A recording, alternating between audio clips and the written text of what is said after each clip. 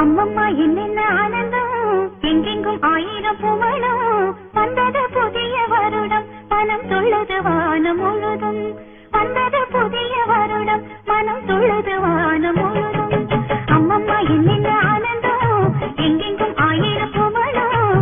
வந்தது புதிய வருடம், மனம் துள்ளது வானம் முழுதும்.